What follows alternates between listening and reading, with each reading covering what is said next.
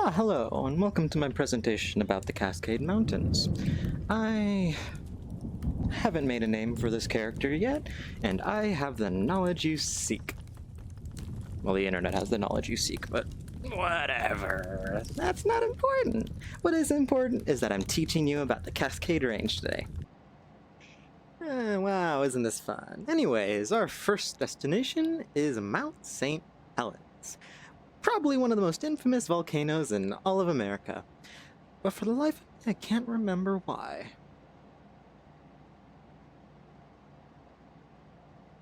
Oh yeah. One of the many reasons why the Mount St. Helens eruption was so deadly is because instead of erupting straight up, as many people had assumed it would, it instead erupted sideways, blasting about a mile of itself across the land, creating pyroclastic flows and lahar flows, which I'll tell you about. They're terrifying. Across all around. People died. More people than any other volcanic eruption in the United States history. That's fun. And at only about 40,000 years old, and being only around 8,500 feet tall, Mount St. Helens is a baby compared to its brothers. This is Lassen Peak, or more commonly referred to as Mount Lassen. It is an active volcano in the Shasta Cascade Range. Lassen Peak is 10,459 feet high, and is the southernmost active volcano in the Cascade Range. In similar fashion to other Cascade volcanoes, it was fed by the magma chambers produced by the subduction of the Juan de Fuca plate underneath the North American plate. Mount Lassen is what's known as a lava dome, one of the largest in the world, in fact, and around it there are around 30 other smaller lava domes, as well as lava shields and cones. Mount Lassen is an active volcano with all the benefits and downsides that brings. Obviously, because of all the geothermal energy, there's plenty of hot spots and geothermal springs and mud pots and all that fun touristy stuff. But also, volcanoes explode violently. And the resulting eruption would create a lahar flow instead of pyroclastic flow because of the snow and the water. The water and the snow. That's how it works. Anyways, it would suck. Mount Shasta is in Northern California in Siskiyou County, and if you know anything about Siskiyou County, you know it's stupid flat. Unbelievably flat. And Mount Shasta just fucking juts out like a bitch. Looks crazy. Also, don't get any wrong ideas. That's not Mount Shasta. It's not even a fake Mount Shasta. It looks like it's modeled after the Andes.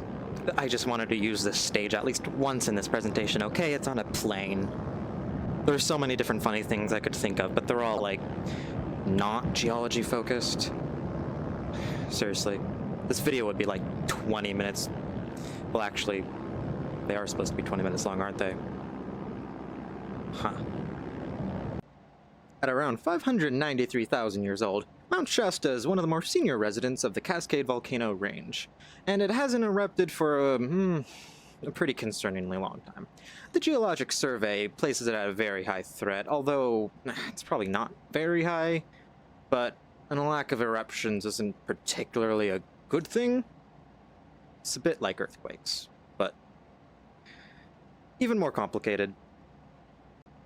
Another fun geologic tidbit about the Mount Shasta region is all the chunks of andesite you can find laying around its surrounding county.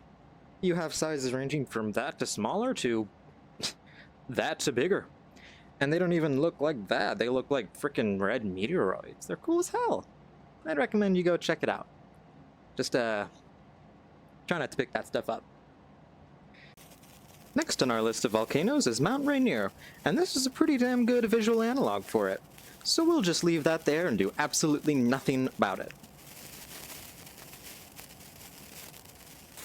In fact, Rainier is so dangerous, it's the only volcano in the United States of America and Canada to make it onto the decade list, alongside heavy hitters such as Vesuvius and Mauna Loa. The main thing people fear about Mount Rainier is that because it's very snowy and icy, if and when it does erupt, it would most likely cause a devastating lahar flow.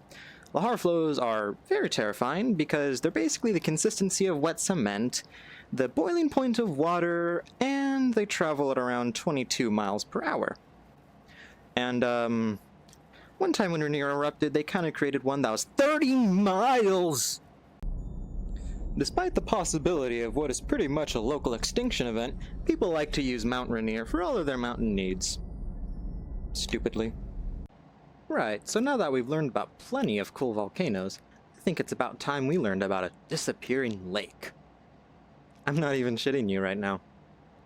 It's called Clear Lake in Oregon, and in the wintertime when there's meltwater coming into it, it's a perfectly normal and unassuming lake. However, in the springtime, that's when shit gets weird.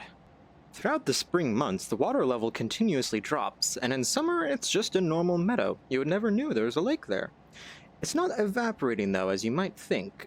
Even with that amount of time, the evaporation would be nowhere near strong enough to get an entire lake out of the way. What's actually happening is that the water is draining down a 2-meter wide hole that goes into a collapsed lava tube. Ain't that neat? So I got to the end of the editing process only to figure out that, I didn't report an end. So this is that end, because God knows I don't have the energy to work on something significant. I feel like this.